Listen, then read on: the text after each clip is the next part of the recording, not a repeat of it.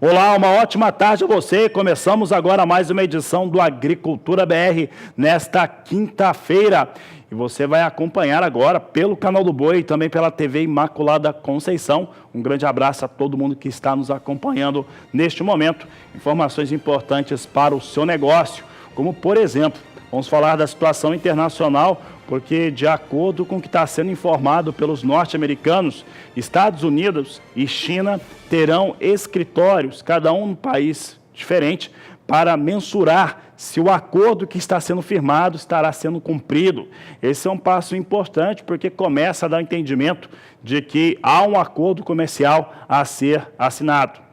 Você vai acompanhar também todas as informações a respeito dos levantamentos do IBGE e da Conab para a safra brasileira. No caso da Conab, dados em relação à produção brasileira de milho, você vai entender o que está acontecendo, a estimativa maior de produção e o que pode acontecer com os embarques brasileiros do cereal. Tem ainda mercado físico, mercado futuro e muito mais a partir de agora no Agricultura BR.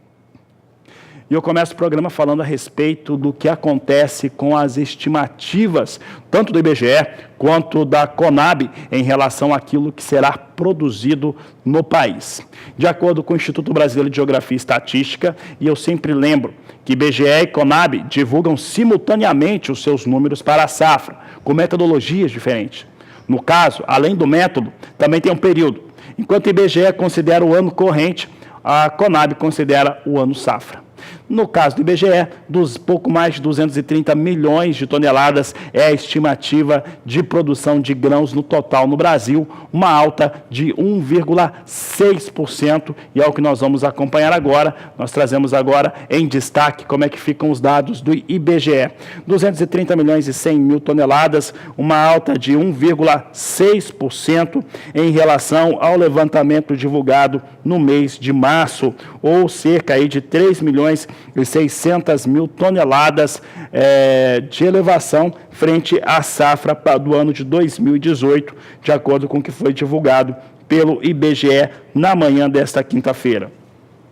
Simultaneamente, nós tivemos a Conab apresentando dados, números em relação à safra brasileira 2018-2019. E olha, foram 235 milhões 340 mil toneladas estimadas pela Conab de produção no levantamento apresentado nesta data de quinta-feira. Você vai acompanhar agora no Agricultura BR como é que ficaram os dados, então, de safra geral. Também é alta frente àquilo que aconteceu na campanha passada, 235 milhões 340 mil toneladas, uma elevação de 3,4%, ou 7 milhões e 700 mil toneladas, acima das 227 milhões 670 mil toneladas que foram produzidas na safra passada. Estão aí os dados gerais de safra, tanto de IBGE quanto de Conab.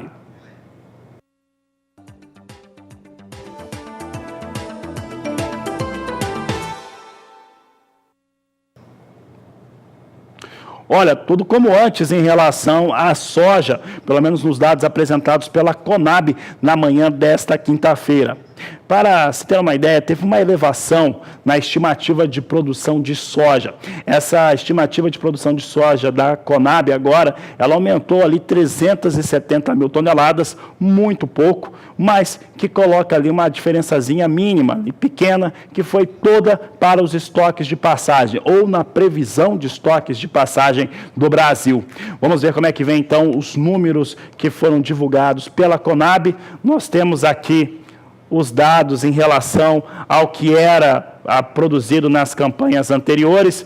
Você tem aqui a campanha 2014-2015, 96 milhões 220 mil toneladas, 15-16, 95 milhões 970 mil, 114 milhões e 70 mil toneladas a produção na 16-17, 17-18 a safra recorde, 119 milhões 280 mil, 18-19, 113 milhões 820 mil toneladas. Aqui nós temos uma ligeira elevação. A Conab, ela aumentou em 370 mil toneladas a sua estimativa de produção.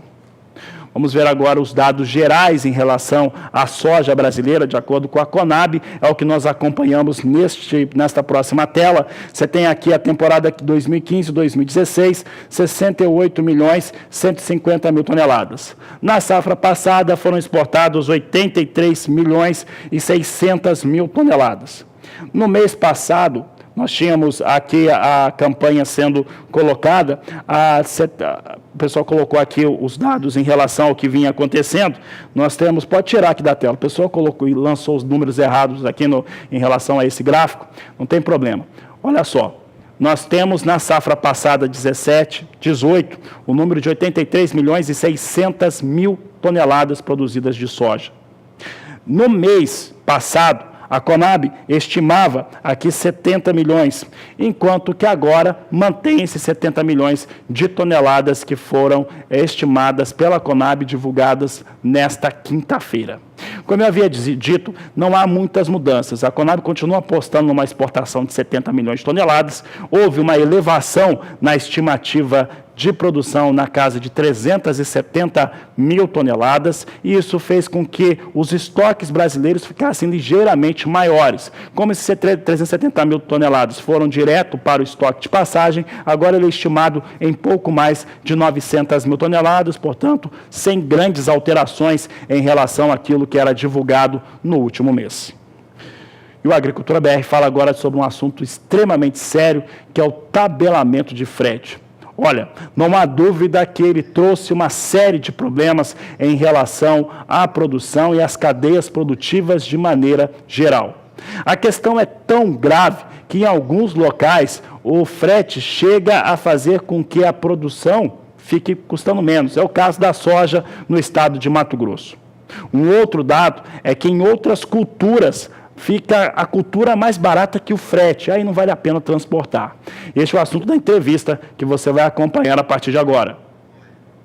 E eu vou falar sobre o assunto do tabelamento de frete e sobre outros desafios logísticos do Brasil com André Prado, que é CEO da BBM Logística e é também engenheiro civil, mestre em engenharia de sistemas logísticos e doutor em transportes pela Universidade de São Paulo. Primeiramente, André, seja bem-vindo ao canal do Boi. Muito obrigado pelo convite, estamos à disposição para contribuir. Maravilha. Começar então destacando a questão do tabelamento de frete, né? Que já completa 8 meses no Brasil que ele foi instituído. Ele impacta diretamente na produção aqui no Brasil, né? No transporte do frete, inclusive está derrubando o preço da soja no estado de Mato Grosso e em outros estados. O que deu para observar de lá para cá? Quais são as reflexões que o tabelamento traz e quais são os castigos também que ele deixa para vocês? Perfeito, né? O tabelamento é uma imposição, de certa forma, do governo, que ele acaba mudando um pouco a relação entre demanda e oferta. Então, tudo que muda um pouco a relação da demanda e oferta, ele tem impacto no mercado, que foi o que acabou acontecendo. De certa forma, o tabelamento entrou muito rápido. Então, não teve um tempo de fazer estudos mais apropriados, porque você definir um preço mínimo para todo o mercado nacional é muito complexo. Porque uma coisa é você levar soja, outra coisa é você levar medicamentos. São coisas totalmente diferentes, que têm origens diferentes, destinos diferentes, o trajeto é diferente, o tipo de piso que a carga vai percorrer é diferente, então os custos, consequentemente, são muito diferentes, como gerenciamento de risco e outras coisas. Então, tabelar esse frete é super complexo.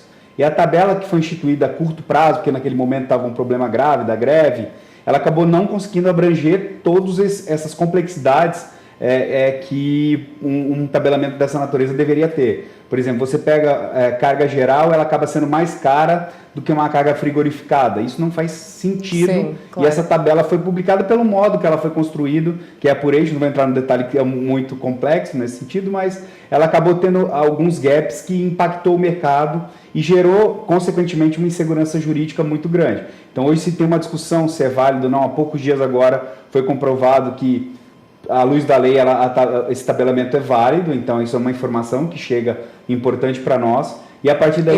Embora muita gente tenha contestado, dizendo que é inconstitucional, né? Exatamente. Teve agora um parecer de que seria constitucional, mas essa discussão, teoricamente, não tem limite. Ela continua, o mercado tem discutido bastante que ela não seria constitucional por uma análise em relação ao tipo de tabelamento. Que foi uma situação até que o Brasil já viveu uma situação parecida com a questão de tabelamento, né, de nivelamento de preço, e a gente não tem uma boa lembrança disso, né? Então, realmente, há uma contestação muito forte por parte de empresas e de entidades e, claro, as ligadas diretamente ao agronegócio estão à frente de tudo isso, né, André? Sim, o valor agregado mais baixo, por quilo, por exemplo, ele sente mais, porque o percentual do frete sobre o valor total da mercadoria é muito alto. Você chega a ter mercadoria que o valor do frete chega a ser maior que o valor do produto, em alguns casos. Então, o frete é totalmente preponderante. Se de alguma forma você aumenta abruptamente o custo do frete, indiretamente você vai ter que aumentar o custo do produto e toda aquela cadeia logística até o final. Claro. Né? André, você lembrou da origem, né, desse tabelamento, que ele foi instituído depois daquela paralisação dos caminhoneiros, que já vai completar um ano agora, mês que vem, que atingiu praticamente todo o país, durou 11 dias. Como que foi isso para vocês, que tem uma frota aí muito grande, que tem uma atuação muito grande nessa área? Como que foi para vocês? E eu queria saber se vocês já recuperaram os possíveis prejuízos dessa paralisação, porque os prejuízos foram sentidos por todo o país, inclusive impactando no PIB, o Produto Interno Bruto brasileiro, no ano passado, né? Você tocou no ponto mais importante, né? Porque a gente é afetado duas vezes. A gente é afetado por não ter operado no período e também por nossos clientes terem sido afetados. Claro. Então, tem todo um impacto na cadeia que a gente acabou sendo impactado duas vezes. Acho que pelo grande trabalho da equipe, a gente conseguiu absorver isso, terminamos o ano até acima das expectativas. Tivemos um crescimento de 75%, provavelmente a gente foi a grande empresa de logística que mais cresceu no Brasil, foi um ano maravilhoso para a gente. Agora, esse impacto que a gente ficou 12 dias parado, foi um impacto muito grande. A gente poderia ter ido ainda muito melhor. A gente teve um impacto que a gente estima de 3 a 5% no nosso faturamento e EBITDA devido à paralisação. André, e a gente sabe que imagina, né, a gente supõe que para trabalhar nessa área, para atuar nessa área, não deve ser nada fácil. E aí, considerando a mão de obra que a gente tem hoje no Brasil, mas principalmente os gargalos logísticos, né, a questão do transporte é o principal gargalo do agronegócio. Como que é lidar, como é que dá para ter jogo de cintura com isso? A gente brinca que na logística não existe de igual, né? Eu trabalho há 20 e poucos anos na logística e nenhum dia eu consegui chegar no escritório e fazer durante o dia aquilo que eu tinha imaginado no dia anterior. Cada dia é uma novidade, um impacto diferente.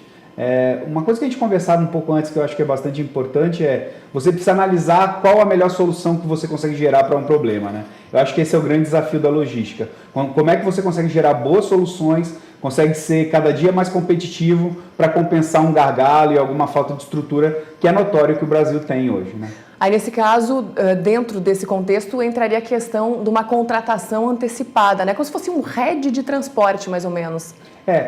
Se a gente pensar hoje, principalmente no agro, tem muita discussão do frete spot. Eu tenho uma origem, eu tenho destino e fico discutindo muito fortemente o custo daquele frete.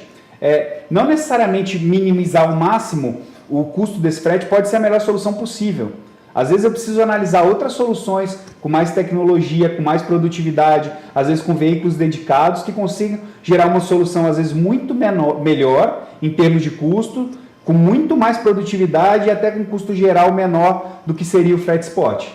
Tá certo, André. Para finalizar, as expectativas aí para o próximo ano para vocês? Eu acho que a gente tem que ser bastante otimista, né? Nesse momento existe uma discussão política muito forte. A gente sabe que no nosso país a discussão política impacta muito fortemente na economia. A expectativa é que essa discussão política gere bons fluidos e um sucesso grande para o Brasil. Todos esperamos. E a gente está investindo bastante. A BBM hoje investe bastante para crescer junto com o Brasil, para gerar boas soluções e para cada dia mais fazer nosso país crescer. E só deixar claro que a BBM Logística não tem a ver com a BBM aqui onde nós estamos, a Bolsa Brasileira de Mercadorias, apesar da similaridade aí da sigla. André, mais uma vez, muito obrigada pela sua participação e pelas contribuições aqui no canal do Boi Volte Sempre. Muito obrigado. Tá certo. Devolvendo o sinal para Campo Grande, é com vocês.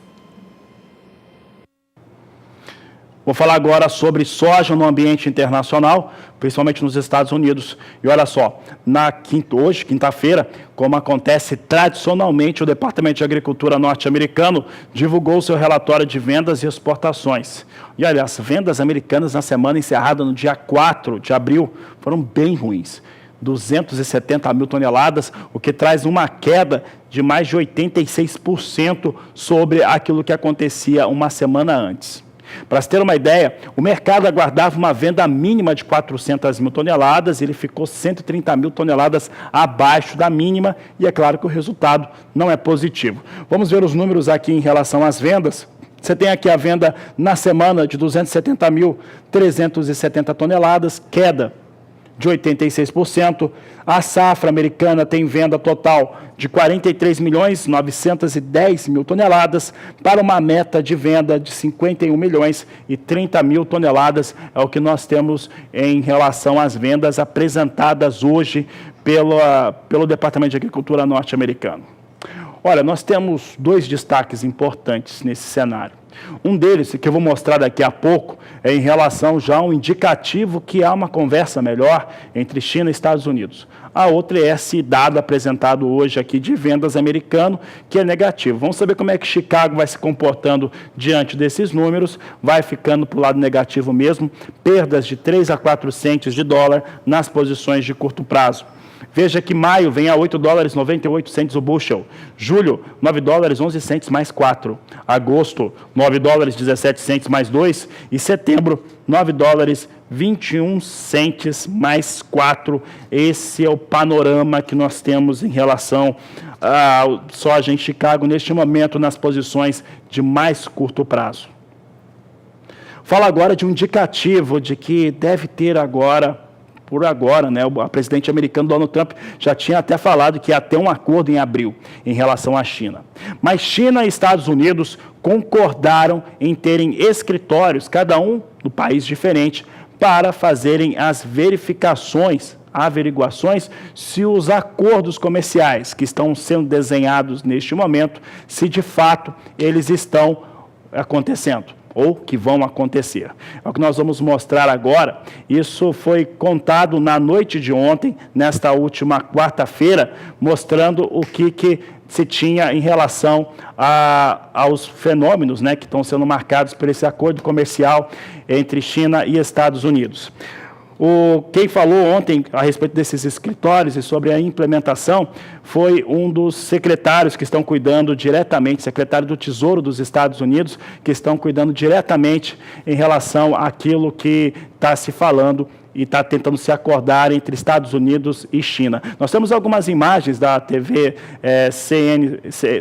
CBS que cedeu para o canal do Boi, para que nós mostrássemos um pouco a respeito dessa entrevista que aconteceu no dia de ontem. E você observa que ele vai falando a respeito daquilo que acontecia nas negociações, incluindo um telefonema produtivo com o vice-premier da China, Liu He, nesta última terça-feira à noite. Ele está dizendo aí que chegaram a um acordo sobre um mecanismo de aplicação, concordando ambos os lados a estabelecer escritórios de implementação que vão lidar com assuntos em curso. Foi o que ele falou durante essa entrevista.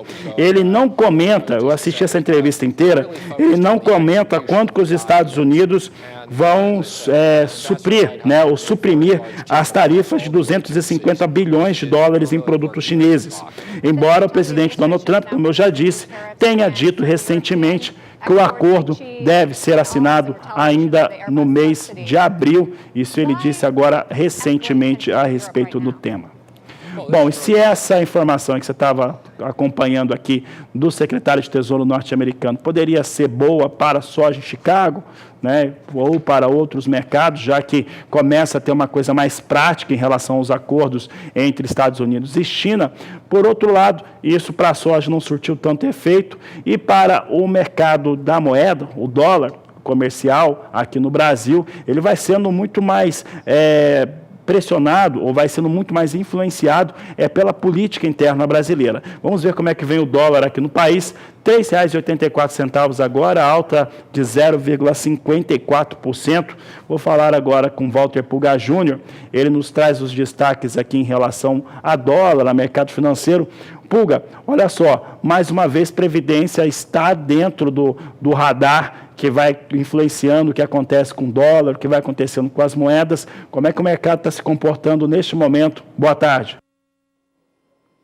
Boa tarde a você, boa tarde a todos. Bom, para usar um termo, uma expressão em inglês, né, o driver, né, a direção do mercado sempre e tem sido assim desde o início do ano, Fabiano, a reforma da Previdência, né? Bom, o dólar está agora avançando frente ao real. Vamos lembrar que ontem o mercado operava com o dólar no valor mais baixo das últimas 3 semanas. Brasil ontem se mostrava entre as 6 principais moedas que se valorizavam frente ao dólar, né? Numa lista de 33 moedas, o Brasil vinha com uma valorização mais acentuada, o real tinha ganho ontem, mas hoje a situação se inverte de novo. Bom, o dólar sobe frente ao real, desde o início do pregão de hoje, desde o início da abertura das negociações, porque os operadores de mercado, Fabiano, estão de olho na tramitação da Previdência e, lógico, esperando, aguardando as informações que vêm dessa comemoração que ocorre em Brasília dos primeiros 100 dias do governo Jair Bolsonaro, né? O dólar futuro subia 0,20%, agora o dólar comercial agora passava de 13,84, chegou-se a se aproximar de 3,85, agora sobe mais de 0,5% a R$ 3,84 mais 48. As lideranças do chamado Centrão, lá em Brasília, né? Os partidos mais ao centro, né? Que tem uma posição mais, vamos dizer assim, pé em 2 ou 3 questões fundamentais, bem no meio, negociando com o governo, cobram da Comissão de Constituição e Justiça que paute e vote primeiro a PEC do orçamento, ou seja, primeiro vamos votar o orçamento da União e depois vamos ver se a reforma da Previdência cabe nesse orçamento, né? Aliás, uma reportagem do jornal Estado de São Paulo já destacava isso. O Centrão estaria condicionando a sequência da votação da reforma da Previdência a algumas questões. Por isso, já existe sim a possibilidade de votação na Comissão de Constituição e Justiça acontecer somente após a Semana Santa. É mais um imbróglio, como lembrava o superintendente da Correparte Corretora, o Ricardo Gomes da Silva. Bom, os analistas de mercado de olho no que ocorre com o dólar, o real perde valor frente ao dólar hoje de novo e ocorre mais uma baixa na Bolsa. Agora há pouco, a Bolsa recuava para os 94.402 pontos, perdia 1,62%. Nosso principal índice de referência no mercado acionário vinha em forte baixa. E entre os papéis que operavam em baixa nesta manhã, ações da Petrobras, com queda de 1,70%. A perspectiva hoje é de dólar em alta e bolsa em baixa, Fabiano. Esperar até o final do dia para conferir, mas a perspectiva é essa. É com você. Obrigado, Pulga. Daqui a pouco a gente volta a se falar. Bom, nós temos essa situação. Você viu o soja em Chicago perdendo, vai perdendo cerca de 3 a 4 centos de dólar. Dólar também cai aqui no Brasil, pouco mais de 0,5%.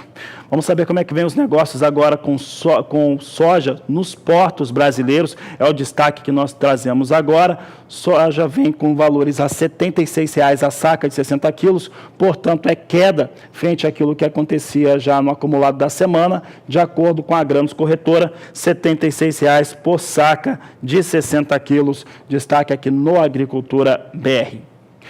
E olha, daqui a pouco na Agricultura BR nós vamos falar sobre a safra brasileira de milho e como que a Conab ela aumenta a expectativa de produção, mantém a de exportação e nós vamos falar um pouco a respeito do porquê que não tem ali uma estimativa, pelo menos quando você olha o mercado, de se melhorar, de se aumentar as exportações brasileiras muito mais do que 31 milhões de toneladas. É assunto de logo mais aqui no Agricultura BR. Agricultura BR de volta e agora nós vamos falar sobre milho e como que a Conab está enxergando a safra brasileira. O fato é que os dados apresentados nesta quinta-feira em mais um levantamento, eles foram muito mais relevantes para o cereal do que para qualquer outra cultura tratada pela Conab. Ele mostra coisas que a gente já vem acompanhando, como, por exemplo, em relação ao milho de primeira safra, um milho que ficou com uma safra um pouquinho menor, mas com uma estimativa muito mais alta em segunda safra, cultivado mais cedo e que deve gerar aí uma colheita também mais cedo. Isso se deu por conta da soja que teve a sua colheita antecipada e com colheita antecipada o milho também foi cultivado mais cedo. A estimativa geral agora, ou total, para a safra de soja, passa dos 90 milhões de toneladas de milho, passa dos 90 milhões de toneladas de cereal agora para essa safra 2018-2019. É mais milho disponível no Brasil e o milho, você vai ver agora como é que ele fica em relação à primeira e segunda safra e à campanha geral que foi estimada pela Conab. Olha o que eu estava dizendo, olha só, milho de primeira safra estimado em 25.870.000 toneladas. É uma ligeira queda de 3,5%. Isso aconteceu principalmente por conta da opção de alguns produtores de colocarem outras culturas em primeira safra, além da soja. A soja cresce muito, e como a soja é cultivada em relação à primeira safra, ela cresce muito e ocupa espaços que eram até então do cereal. Por outro lado, na segunda safra, a opção é milho. Tanto é que aumenta aqui 26,4% a estimativa de produção. A estimativa de produção para milho fica em 68.130.000 toneladas. É uma alta muito relevante para você que está acompanhando a Agricultura BR. 26,4% de alta frente àquilo que foi produzido na safra passada. Com isso, total da campanha aqui que foi colocada pela Conab chega a 94 milhões de toneladas, de acordo com os dados apresentados pela estatal brasileira. Vamos ver agora como é que fica a situação em relação à produção, consumo e também exportações. É o chamado quadro de oferta e demanda. E esse quadro de oferta e demanda, ele vai fazer com que o Brasil, nos estoques de passagem, fique com estoque de passagem tão folgado quanto foi para a entrada nessa campanha. Fica com estoque que garante aí praticamente 2 meses, quando você considera o consumo interno e também as exportações brasileiras. O consumo interno brasileiro é estimado pela Conab em 62.200.000 toneladas de milho. É maior do que aquilo que vinha no último ano. Mas como a safra está muito mais cheia, é claro que isso traz aí impactos distintos em relação a esse balanço de oferta e demanda. Nós vamos ver agora como é que fica então esse quadro, mostrando como é que está a exportação, como é que está a situação em relação ao consumo interno do Brasil e comparando com os estoques finais. Você vê aqui na tela comigo como é que vem os dados. Produção estimada em 94 milhões de toneladas, 62.500.000 toneladas de consumo interno, como eu havia dito. As exportações brasileiras ficaram mantidas em 31 milhões de toneladas, visto que, apesar do início do ano safra bem positivo, com 2.600.000 toneladas embarcadas em fevereiro e também em março, falando do milho, com expressivo volume já negociado, cerca de 22.400.000 toneladas de milho já negociadas, milho do Mato Grosso do Sul, Goiás e Paraná, as quais boa parte deve ser destinado ao mercado externo, os atuais prêmios dos portos para os contratos futuros estão muito baixos e em queda, o que diminui. É por isso que eu dizia que a nossa expectativa é que não tenha um número muito maior desse de exportação. É que como os prêmios estão muito baixos e em queda, é muito difícil acreditar que vai saltar aqui esses 31 milhões de toneladas. Então deve ser isso aqui mesmo. Isso faz com que os estoques brasileiros fiquem na casa de 15.250.000 toneladas. Esse número é maior do que aquele que era estimado no mês de março pela Conab e fica praticamente em linha com aquilo que acontecia na safra passada. Portanto, temos estoques avantajados de milho, pelo menos aí 2 meses garantidos de consumo e exportação no Brasil.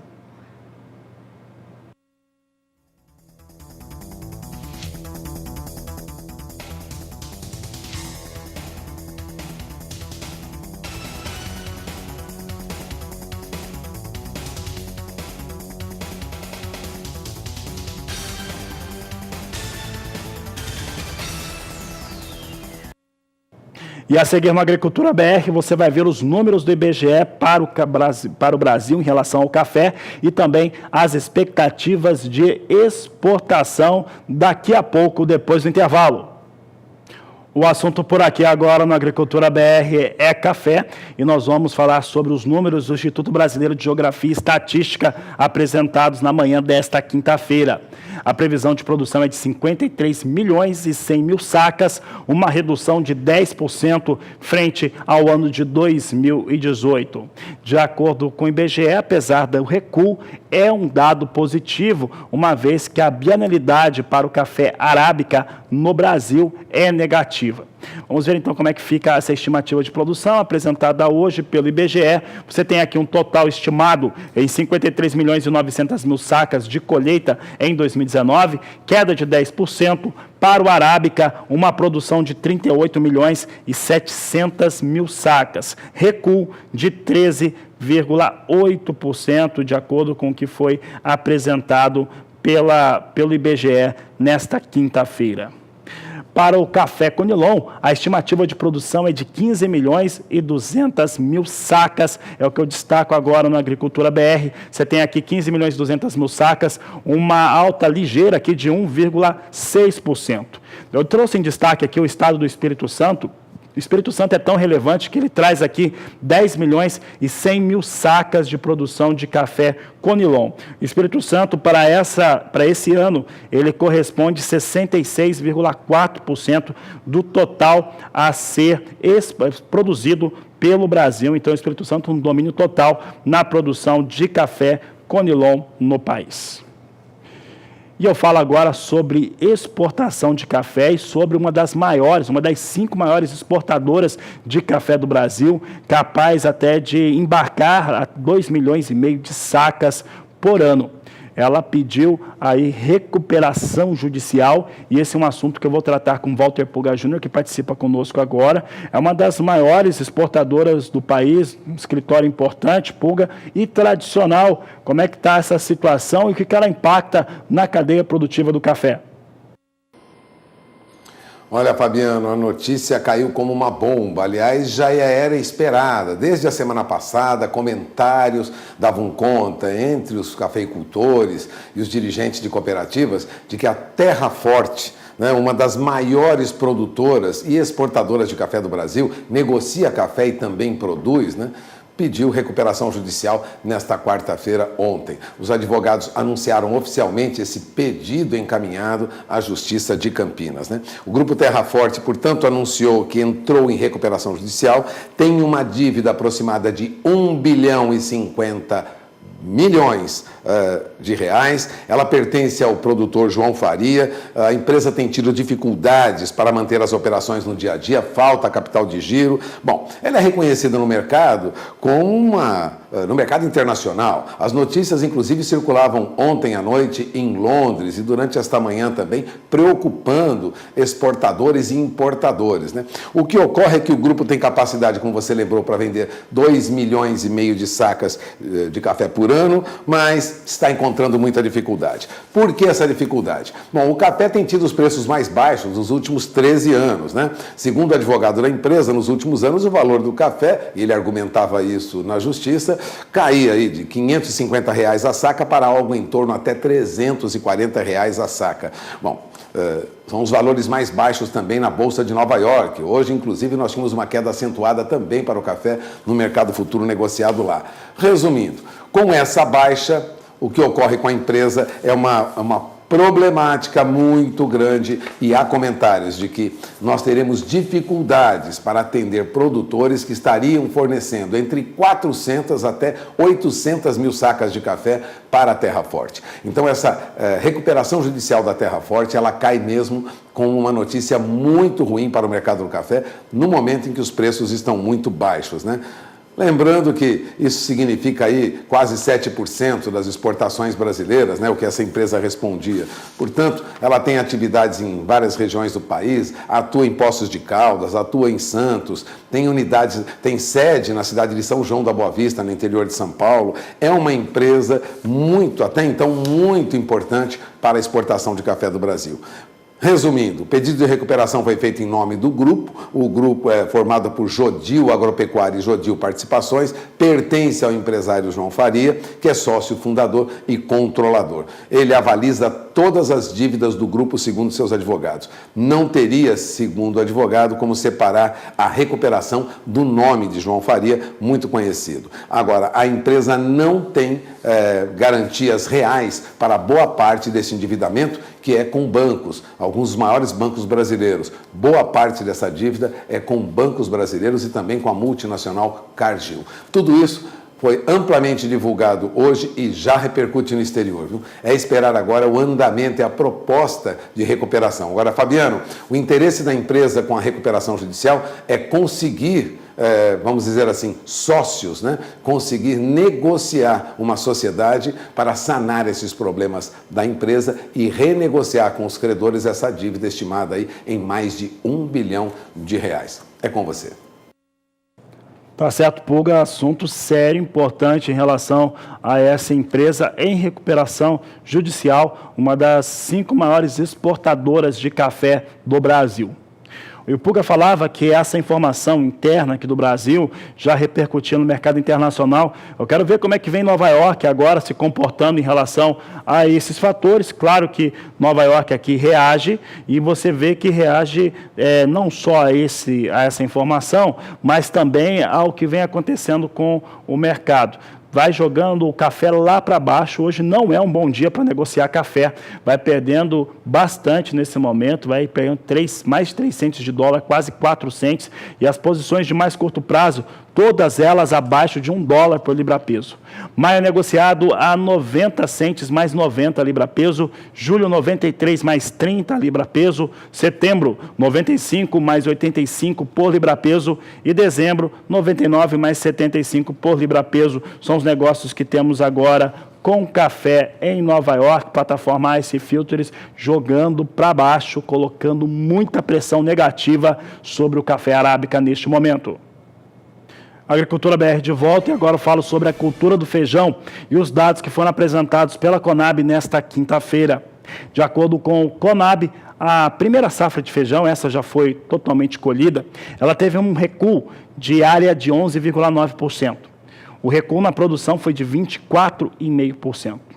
Por outro lado, segunda safra, que está no chão, ela tem ampliação, uma ligeira ampliação de área e uma estimativa maior de produção.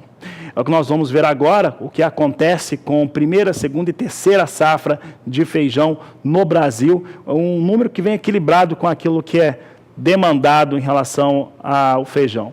Primeira safra é estimada em 971.700 toneladas, uma queda de 24,5%. Segunda safra, uma alta de 18,6%. Terceira safra, 716.700 toneladas, com alta também de 16,8% para a terceira safra. Total a ser produzido no Brasil, com elevação de 2,1% em 3.130.000 toneladas, números que foram apresentados pela Conab. Quando eu falo que está bem equilibrado oferta e demanda, é porque o Brasil deve produzir, aí, como você viu, total 3.130.000 toneladas para um consumo de 3.100.000. Veja só como é que está a situação. Produção brasileira, como você viu antes, 3.130.000 toneladas. Consumo interno, 3.100.000 toneladas. Estoque de passagem na campanha 18-19 de 309.000 toneladas. Números da Conab que foram trabalhados aqui pela equipe do Agricultura BR. E eu falo agora com o produtor rural, com o telespectador, no quadro Agricultura BR Responde.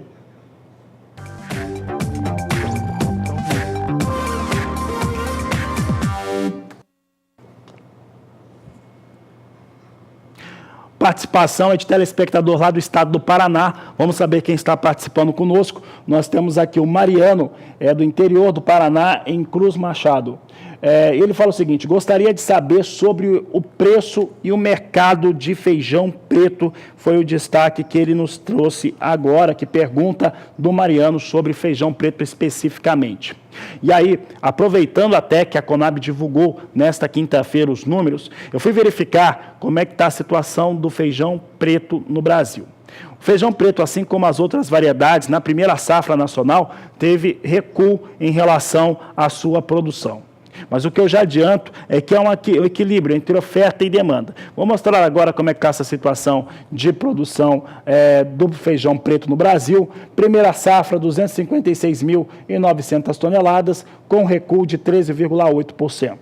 Mas se recua na primeira safra, ele acaba compensando na segunda. A segunda safra de feijão deve ter uma elevação de 47,4%, enquanto que a terceira safra brasileira deve chegar a pouca produção, mas 11.500 toneladas de feijão preto na terceira safra, praticamente estável frente à última safra, 0,9% de alta. O que eu estou mostrando aqui é o seguinte: os valores para os negócios com feijão preto permanecem praticamente os mesmos, não há alteração ou expectativa de alteração comparado àquilo que acontecia no último ano. E o Mariano perguntou sobre preço também. Eu vou trazer agora cotações do feijão preto no estado do Paraná. Essas cotações são apuradas pelo Departamento de Economia Rural da Secretaria de Agricultura do Estado.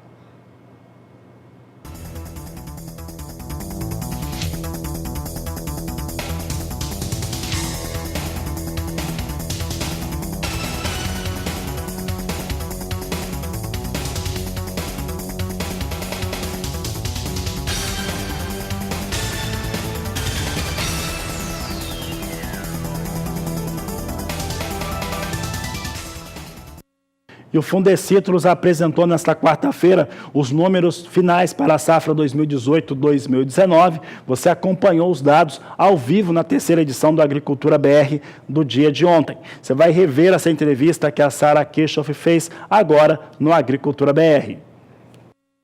Para você, olá a todos, é isso mesmo, está aqui comigo então o Vinícius Trombin, que é o responsável, o coordenador das pesquisas de estimativa de safra. Então a pesquisa que acabou de ser divulgada, ela mostra uma queda na produção de 28,2% na produção de laranja na comparação com a safra anterior. Uma quebra grande, mas ainda um pouquinho maior do que aquela estimada por vocês na última pesquisa, que ainda trazia uma expectativa, né, Vinícius? Seja bem-vindo ao canal do Boi.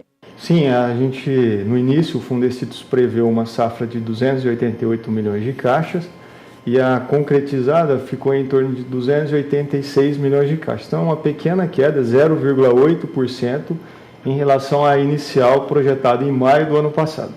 Você comentou comigo que a pressão de algumas pragas aumentou agora durante essa safra? Sim, o que chamou muito nossa atenção nessa safra foi a pressão de uma das pragas, que é chamada bicho furão e mosca das frutas. Essa praga, a taxa de queda dela, o prejuízo causado por ela, dobrou em relação à safra anterior. Foram cerca de 16 milhões de caixas que foram perdidas, né, nessa safra por conta exclusivamente do bicho furão e da mosca das frutas. O impacto financeiro, se a gente considerar uma caixa vendida a R$20, em torno de 320 milhões de reais, causado unicamente exclusivo por essa praga, né? Por essas duas pragas, bicho furão e mosca das frutas. Fora isso, também teve a questão climática que impactou bastante, né, Vinícius? Sim, o clima foi muito desfavorável nessa safra que se encerrou, né, hoje. No começo da safra, ainda em 2017, a gente teve uma primavera, as chuvas da primavera elas vieram muito tardias, né, em outubro de 2017, e depois, nesse período, umas altas temperaturas também. Então, o que culminou numa redução do número de frutos nas árvores. Isso foi lá no comecinho da safra. E nos primeiros meses da safra, até agosto de 2018, do ano passado, tivemos poucas chuvas. Então, essas chuvas mais escassas levaram a um menor tamanho de frutos agora que se encerraram na colheita, né? Então, os frutos ficaram menores do que previsto inicialmente por conta desses cerca de 3% a menos de chuva na média histórica aí no cinturão citrícola. Voltando a falar das pragas, a questão da pressão, né, que você comentou que aumentou, foi alguma falta de cuidado? Poderia ter tido mais cuidado aí lá na lavoura? O que aconteceu foi uma safra muito grande anterior a essa, aquela certo. Safra de 400 milhões de caixas, a colheita dela foi muito prolongada, então a gente emendou uma safra com a outra. Então a gente emendou aquela safra de 400 milhões de caixas e depois começamos essa safra. E essa safra teve uma particularidade também em relação às demais. Tivemos uma proporção maior de frutos de terceira e quarta florada. Então, os insetos que atacaram os frutos de primeira e segunda florada tinham ainda disponibilidade na árvore frutos que estavam em fase inicial de maturação. Esses insetos, então, eles voltaram para esses frutos que ainda estavam nas árvores, porque era uma proporção maior desses frutos nas árvores, de terceira e quarta florada, e contaminaram esses frutos também, causando mais prejuízo ainda para os produtores. Vinícius, antes de encerrar, entender um pouquinho dos impactos disso no mercado, né? A gente está acompanhando aqui o mercado futuro, o preço do suco de laranja lá na Bolsa de Nova York, ele vem em queda já há alguns dias, desde o dia 4 de abril, e segue em queda, uma queda de quase 1%, agora mesmo nesta quarta-feira. Porque além desse relatório que foi divulgado aqui no Brasil hoje, que diz respeito a essa safra atual, o USDA, Departamento de Agricultura dos Estados Unidos, havia lançado um outro relatório já com uma perspectiva para a próxima safra brasileira, né? Então, essa perspectiva ela é mais positiva? Nós devemos entrar numa safra que vai ser divulgada no dia 10 de maio, maior do que da safra encerrada hoje, né? Mas os números estão sendo levantados, os dados de campo estão sendo coletados agora, né? E no dia 10 de maio, às 10 horas da manhã, vai ser divulgada a nova safra. Aí sim a gente vai conhecer o impacto da safra nos preços. Esses valores ainda são especulativos de bolsa, claro, né? Claro, como acontece sempre no mercado futuro. Os fatos reais a gente vai conhecer no dia 10 de maio, dali em diante, então, os impactos sobre o tamanho da safra que está sendo levantada, né? Está sendo coletados os dados do levantamento para estimar a safra no dia 10 de maio, às 10 horas da manhã, no Fundecitrus. E quem não puder comparecer em Araraquara, já aproveito aqui a oportunidade para convidar a todos que estiverem ouvindo. E quem não puder comparecer pode acompanhar pelo site do Fundecitrus, www.fundecitrus.com.br. Às 10 horas da manhã do dia 10 de maio vai ser então divulgada a nova safra que vai começar então este ano. E eu já deixo aqui o nosso convite para vocês virem até os nossos estúdios aqui em São Paulo para trazer esses números quentinhos como está acontecendo hoje. Com certeza, eu que agradeço a oportunidade de sempre. Tá certo, Vinícius. Obrigada pela sua participação mais uma vez. Devolvendo o sinal para Campo Grande, é com vocês. E o Agricultura BR vai para um rápido intervalo comercial. Daqui a pouco nós voltamos com mais informações por aqui.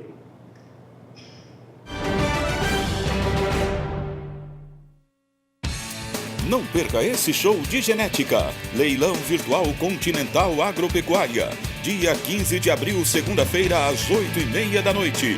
Oferta de 2.800 bezerros e bezerras, meio Aberdeen Angus, Nelore e Tricross Brahman Angus para engorda.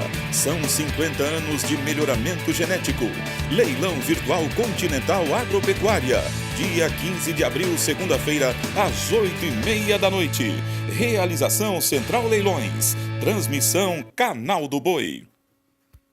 O rebanho bovino brasileiro chega a um novo patamar no controle parasitário com o Evol, a nova marca da Ouro Fino Saúde Animal, reunindo na mesma formulação dois princípios ativos, a ivermectina e o sulfóxido de albendazol. Único no mercado de endectocidas, o Evol age em todas as formas e fases dos vermes, além de controlar bernes e carrapatos. Evol, a marca da evolução dos endectocidas.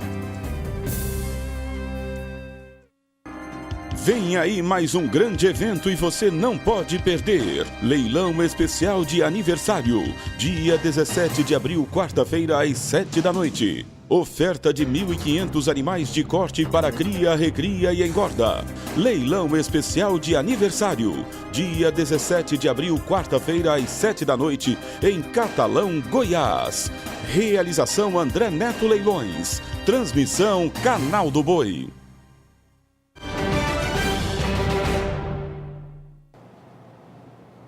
E o repórter Valdir Pacheco nos apresenta agora uma propriedade no interior do estado do Mato Grosso, no qual o produtor rural trata sua área de cultivo de maracujás com homeopatia. Veja. O maracujazeiro é cultivado predominantemente em pequenos pomares, permitindo um fluxo de renda mensal equilibrado que contribui para a elevação do padrão de vida de pequenos e médios produtores. Contudo, uma grande diversidade de insetos pragas de importância econômica que está associada à cultura do maracujazeiro, sendo alguns casos capazes de proporcionar perdas em toda a área cultivada, além do alto custo com a aplicação de defensivos tóxicos, como é o caso do agricultor Gilson Dalla Barba, que possui um sítio em Sinop, no norte de Mato Grosso, que estava desistindo da atividade até o dia que conheceu o trabalho de pesquisas com a homeopatia em plantas desenvolvido pela UFMT. A partir daí, tudo mudou no seu sítio. Resolvemos que ia trabalhar com alguma atividade agrícola aqui. A ideia era trabalhar com o sistema agroflorestal, fazer um SAF. Mas por conta da falta de mão de obra, as dificuldades de assistência técnica e tudo mais, nós demos um tempo de fazer o SAF e fui plantar o maracujá, que a área já estava pronta e tinha que fazer alguma atividade.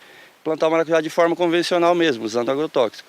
O primeiro ano, assim, a gente usou muito veneno mesmo, né, para controlar as doenças, tanto de praga quanto doença mesmo do maracujá, porque é uma cultura bem dificultosa de plantar, né. E eu já estava para desistir, né, de plantar dessa forma convencional, por não concordar com a tanto de agrotóxico que usa, né.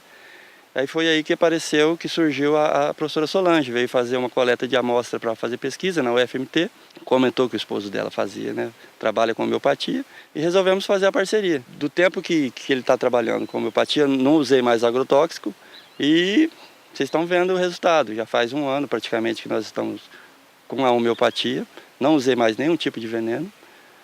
As doenças estão controladas, a praga está controlada. Um fator limitante da produtividade do maracujá com a aplicação de químicos é que o produtor perdia uma aliada importante para o desenvolvimento dos frutos. Não usando veneno para matar insetos, conjuntamente a gente acabava matando a mangangava também. E não usando mais veneno, atrai essa abelha, né, que ela é a principal polinizadora, né, da flor do maracujá.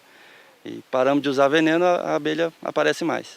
O trabalho da homeopatia em plantas está sendo conduzido pelo mestrando da UFMT, Rogério Trento. Então o químico às vezes usa, não tem um registro para aquela cultura, tem que usar um outro produto mais forte, que prejudica principalmente a polinização que a mamangava faz, né? Que é uma polinização natural, melhora a qualidade do fruto, senão ele tem um gasto também maior com mão de obra para fazer a polinização manual. Então ele estava já querendo desistir por causa do alto custo de fazer essa polinização, de fazer o uso do produto químico também para controlar as pragas e doenças. E a gente, através do projeto de mestrado, trouxe essa oportunidade aí de implantar o uso do controle alternativo usando esses princípios aí dos fungos sapróbios e homeopatia. Hoje já tem no Brasil o uso bem extensivo da homeopatia, né? Você tem áreas de soja, de milho, de trigo, diversos com café. Então tem uma gama vasta sendo utilizada a homeopatia hoje. Porque os custos de produção em todas as áreas aí da agricultura, você vê cada dia está subindo mais, ano após ano, está subindo mais esse custo. E a homeopatia traz uma economia para o produtor, muitas vezes igualando a produção, às vezes superando. Essa economia o produtor vai poder usar na sua propriedade de outra maneira, esse dinheiro, reinvestindo para melhorar ainda mais a produtividade. E a homeopatia traz esse benefício, né, de usar o produto natural, não vai ter os contaminantes do químico, tanto para a saúde dele como para o meio ambiente, e a produtividade das culturas que são mantidas ou às vezes aumentam, aí, dependendo do tempo que ele está usando a homeopatia, né. Outra vantagem na aplicação da homeopatia é que o agricultor não precisa usar EPI, equipamento de proteção individual. A nossa equipe acompanhou a coleta de amostras de maracujá para análise no laboratório da UFMT, para ver a qualidade dos frutos após um ano de experimento com homeopatia. As acadêmicas aqui estão fazendo toda a parte da extração da polpa, que é para verificar o quê? Os aspectos qualitativos que foram gerados a partir das aplicações dos fungos sapróbios e também da questão da homeopatia no campo. Então aqui são os frutos que estão sendo colhidos dessas áreas onde foram aplicados. Então nós temos aqui a extração da polpa, que mais tarde será direcionada para fazer a questão do pH, que é uma característica físico-química que nós temos aí para poder averiguar a qualidade. Qual é a acidez do maracujá, o teor de açúcar e qual é a quantidade de vitamina C? Quem vai nos falar agora sobre esse procedimento aqui no laboratório é a Paula Dias, graduanda em farmácia com iniciação científica. Paula, como é que identifica esses produtos aqui dentro do laboratório? Após os procedimentos de pH e Brix, as análises químicas elas são feitas por titulometria. A vitamina C ela é titulada com uma solução de DCFI e todas elas a gente identifica o teor das mesmas quando há mudança de cor. Além do teor de açúcar desse material. A gente observa que esse material está com uma faixa de 14% de açúcar. Isso significa que nós temos 14 gramas de açúcar por uma relação de 100 gramas de polpa. Então, um material o quê? Estritamente considerado o quê? Doce, o fruto, ok? De Sinop, Mato Grosso, Valdir Pacheco.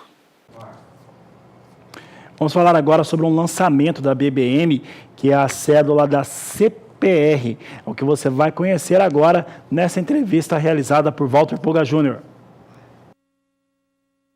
Brasileira de Mercadorias lança agora o Bolsa Agro CPR, um projeto novo que envolve cédula de produto rural e que agiliza, facilita ainda mais o financiamento do agronegócio brasileiro. Ao meu lado, César Bernardes Costa, diretor-geral da BBM, vai explicar o que é o Bolsa Agro CPR. O que é esse novo projeto, César? Puga, mais uma vez, inicialmente, eu quero agradecer aqui a oportunidade por conceder essa entrevista ao canal do Boi. A plataforma Bolsa Agro CPR é um estudo, né? Começou com um projeto já desde o ano passado e nós vamos colocar ela em operação agora, na próxima semana. E é uma plataforma para emitir, registrar em cartório, CPR na modalidade física, que é a cédula de produto rural, 100% digital, com certificação eletrônica, né? Com certificação digital. Então, o que nós estamos propondo? Nós estamos propondo criar um documento que até então ele é no papel, que é o que nós chamamos de cartular. Estamos transferindo a emissão e os registros desses documentos de uma maneira 100% eletrônica. Isso gerando total segurança jurídica, rapidez e redução de custos para aquelas empresas e para os agentes do agronegócio brasileiro que emitem e fazem vendas antecipadas ou financiamento de produtor através de insumos, de entrega de insumos para receber o produto.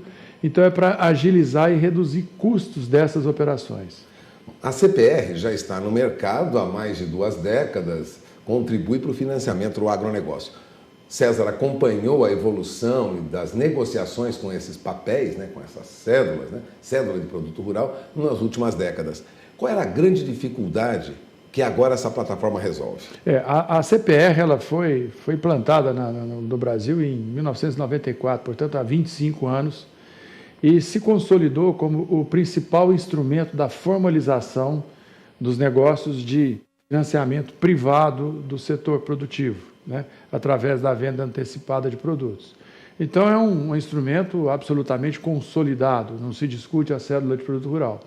O que nós estamos propondo agora é aliar a legislação à tecnologia digital, juntamente com a legislação da CPR, e transformando esse documento em 100% eletrônico, né? E com isso, nós vamos criar aí algumas facilidades, né?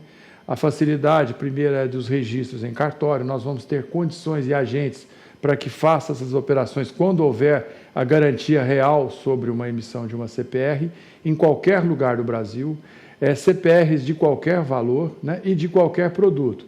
Então, quem financia produtor rural, ele vai ter à sua disposição uma plataforma para gerar esses documentos, colher as assinaturas de modo eletrônico e fazer os seus respectivos registros. Quando houver a necessidade de garantia em cartórios, providenciar esse registro. Isso nós acreditamos que vamos conseguir encurtar esse espaço de tempo, esse período, para fazer todo esse ciclo de emissão até o registro. E isso pode abrir para o mercado, além da redução de custos, algumas janelas de oportunidades, inclusive de repassar essas CPRs através do endosso eletrônico nas operações que nós chamamos de operações de barter. Uma CPR consome tempo, papéis, ida em cartório, envio de documentos, é uma papelada danada. Tudo isso agora fica num sistema único. É mais fácil. Quanto tempo se ganha com isso? Olha, Puga, o que nós sabemos hoje não se tem um número exato da quantidade de CPRs que são emitidas que financiam os produtores, que é o que nós chamamos vulgarmente no jargão de CPR de gaveta. Então, Então, são uma infinidade de revendas, de trades, de empresas de químicos que financiam, entregam o produto para receber a CPR, o produto, o fruto do que o produtor colher lá na frente como pagamento, que é o que nós chamamos de CPR por entrega física. O que nós pretendemos fazer é dar qualidade na emissão desses documentos, porque nós sabemos que muitos desses documentos são emitidos tecnicamente fragilizados, não têm uma segurança jurídica adequada. E nós estamos colocando à disposição deste mercado que consiga dar uma qualidade técnica e jurídica na emissão desses documentos. Inclusive, a plataforma, ela dá como uma opção um modelo de CPR completa em que os agentes possam utilizá-la, né? Evidentemente, pode ser editado e colocar uma cláusula ou outra, mas que tem um modelo padrão elaborado por juristas renomados, CPR de altíssima qualidade, em que eles podem já utilizar. E com isso você consegue criar uma CPR padrão, oferecendo ao mercado segurança para todos, né? Fora isso, um ganho de tempo também. Ganho de tempo em fechar a operação. Ganho de tempo, economia de recursos. Muitas empresas hoje têm custos elevadíssimos para pedir para que algumas áreas específicas ou departamentos analisem e façam a confecção desse documento, muitas vezes de péssima qualidade. Enfim, então você consegue aí reduzir custos desses agentes que financiam os produtores com uma CPR de alta qualidade, feita eletronicamente, com validade jurídica e encurtando, inclusive, o ciclo de registro em cartório, né? E tem algumas outras vantagens que a plataforma oferece. Durante a emissão da CPR, em função daquele talhão onde vai ser produzido o produto, nós temos acoplado na plataforma alguns dispositivos, alguns serviços de monitoramento. Então, quem está emitindo pode saber de antemão se naquele local tem uma torre de transmissão de energia elétrica, se ela está impedido de produzir, se tem uma reserva legal, área de indígena, quilombola, enfim. Então, ele dá esse monitoramento. E também até ZARC, né, as coordenadas ZARC do zoneamento, para saber qual é o melhor momento de plantar naquela região. Então, enfim, ela tem alguns outros serviços agregados na plataforma que dá segurança para todos os agentes envolvidos nessa formalização do negócio. Bom, como você vê, um novo produto da Bolsa Brasileira de Mercadorias já está no ar e começa agora em meados de abril, né? A partir do dia 15 a movimentação já deve ser mais acentuada. Acompanhe as informações, você terá mais detalhes sobre isso durante a nossa programação, nos próximos dias, o funcionamento e o andamento dessa Bolsa Agro CPR, que vem para agilizar o financiamento para o agronegócio. César, passamos o recado? Sim, com certeza, Pug. Mais uma vez, obrigado pela oportunidade. Agradeço a presença do César aqui conosco, diretor-geral da Bolsa Brasileira de Mercadorias. Voltamos ao programa. E o Agricultura BR vai para um rápido intervalo comercial. Daqui a pouco voltamos com as últimas informações desta edição. E durante mais de 6 horas, a ministra da Agricultura, Tereza Cristina Corrêa da Costa, foi ouvida na Comissão de Meio Ambiente a respeito da utilização de defensivos agrícolas. Você acompanha mais informações na reportagem de Áquila Barcelos. A ministra da Agricultura, Tereza Cristina, defendeu a liberação pelo Ministério da Agricultura de 86 novos produtos elaborados com agrotóxicos nos primeiros meses do governo. Nos últimos anos, o número de autorizações cresceu de 139 em 2015 para mais de 450 em 2018. Para a ministra, a demora na aprovação dos defensivos no Brasil levou a um aumento no uso de produtos contrabandeados. E a nossa lei propicia isso. Cada vez que nós deixamos na fila por 8 anos, 5 anos, um produto, eles acabam entrando no Brasil de maneira ilegal. E essa maneira ilegal é que tem trazido transtornos, acidentes para o campo, para o meio ambiente, né, para as pessoas. A ministra prestou esclarecimentos sobre o assunto a deputados das comissões de Agricultura e Meio Ambiente da Câmara. Ela defendeu a regulamentação dos defensivos agrícolas e salientou que o processo é realizado em conjunto com a Anvisa. De Brasília, Áquila Bacelar. E a Agricultura BR desta edição vai encerrando por agora e voltamos logo mais às 17h20, porque você já sabe, este é o Agricultura BR, a inteligência e a transparência do agronegócio, sempre com você. A todos uma ótima tarde e até mais.